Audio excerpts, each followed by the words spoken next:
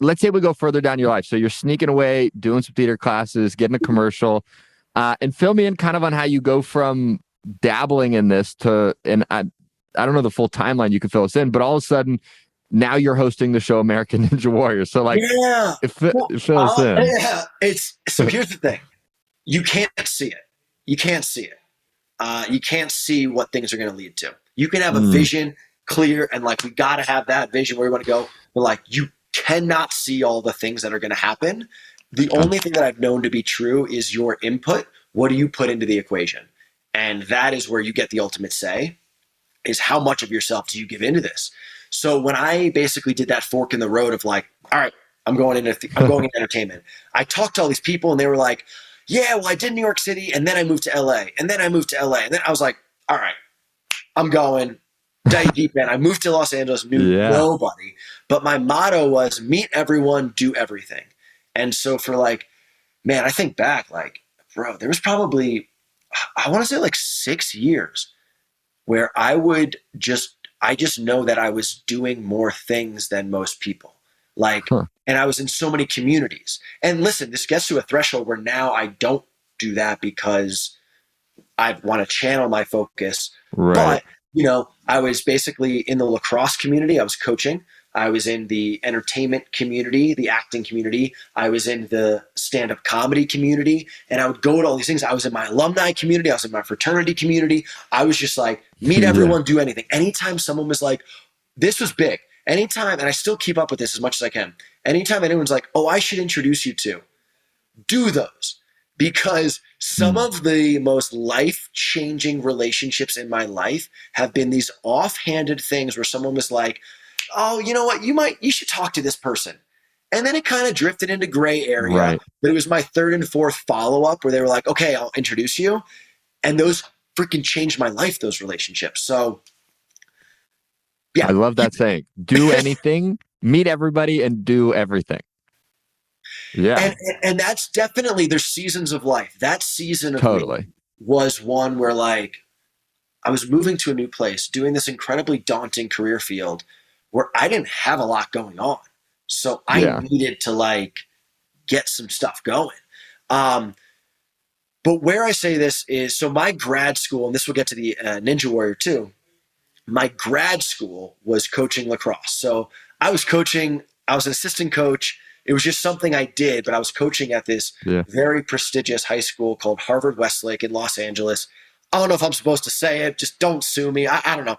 But like, they're a very intense high school. And I loved it there. Right before the season, when I was 25 years old, right before the season, the head coach left for personal reasons. So we're like weeks out from the season. And basically the school was like, all right, Alex, why don't you just coach this season interim? And then we'll find someone after this season. And I was like, you know what? Because I was about to stop coaching because I was like, maybe my heart isn't in this. And I was like, and that's an important lesson, is that we can get rejuvenated passion for things. I was like, you know what? The season's 3 months. I'm going to go all in. I'm going to give this everything I have. And then I'm going to say goodbye to this sport that's been in my life for long. This will be my farewell. Yeah. So when I took over the team, the school had never won a playoff game ever. That year, we won the Los Angeles championship. I got U.S. Lacrosse High School Coach of the Year. Damn. Kids won awards. They're still my boys to this day. And that changed my life because that experience is what made me a man, truly. And because you had to step into this unknown territory and just own it, basically. I had trouble at that time, like, to raise my voice and to like speak with confidence in front of people. Like, if you're going to be a coach, like, you got to do that. You got to demand. And the stakes of it are very real. Like, these are 15 to 18-year-olds whose dreams are on the lines. You got their family who, like, this is their kid. They care a lot. The school cared a lot. I got assistant coaches. You got other coaches who are screaming in your face. They got the refs. There was just so much going on, you know? Yeah. So anyways, I coached high school lacrosse for 5 or 6 years. One of the best. After that? No, it was in that realm. Okay. But, you know, it felt like the chapter ended. And then I just had this feeling of like, I had a good friend who was a TV host. And I was like, I really think I'd be good at this. Like, I don't really love acting. I felt like every audition I went into a room and I was like, I do my thing, and they were like, no, next. And I was like, cool, do you validate?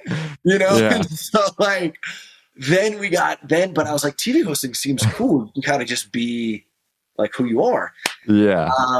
And this is, again, man, dive all in. Like, listen to that fire, find your direction, and then dive all in. It's crazy, man. There's so many micro lessons in there, but the biggest one that I'll say is, damn. All right, I'm going to give two because they're important. Yeah. Drop them. All right, I went to this casting director workshop, and she was like, you'd be really good at TV hosting. And I was like, let's go. I thought I could be. And she's like, I'm going to introduce you to an agent. And I'm like, yo, oh my gosh, it's amazing. Yeah. Next day, hey, thank you so much. Could you introduce me to that agent? Crickets. A week later, hate to bug you. Could you just introduce me to that agent? Yeah. No crickets. One more try here. Would you mind? It would just be so amazing if you could introduce me to that agent. He said, crickets. And then something went off in me, man. This is only like one of the only times it's happened. I go, I'm going to follow up with her every week. And I'm not kidding you, man. I can look at the timestamps. 52 weeks later. 52. Hey, hope you had a good weekend. Any chance? Just checking in again. Merry Christmas. Any chance? 52 weeks later, she goes, hi, I'm going to email you with Paul right now. 52 weeks later. And then I met with this guy, Paul. I walk in. I'm like, yo, I got an agent. And he literally goes, it's really tough out there. I was like, what? He goes, it is a tough industry. It is tough out there. And I was like, are we partnering? What is happening right now? Yeah. But this is the important other lesson. I was like, you know what? Screw it. He was like, I don't know if you have the material to showcase you, all this. I go, you know what? Screw it. It was just about to be Thanksgiving. I live in New York. I was from upstate New York-ish. Yeah. Hour north. I drove into New York City. My dad and mom drove me in, I hired a camera guy, and I went around New York City filming a TV show, my dream show, as if I was hosting it. And then I edited all this footage together. I sent him a new reel, and he was like, oh, this is good.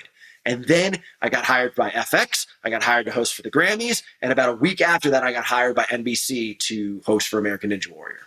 All from this thing you went and filmed in New York. That is what kickstarted it. And then that led to some opportunities where you just kind of keep leveling up and leveling up. But I was blown away, man. There's also like some universe elements of it was literally exactly 1 year after I listened to like, I don't know what's next, but I feel like my chapter coaching high school lacrosse is done. Right.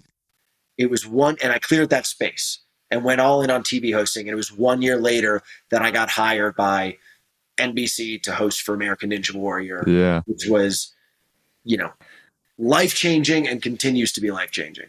Yeah.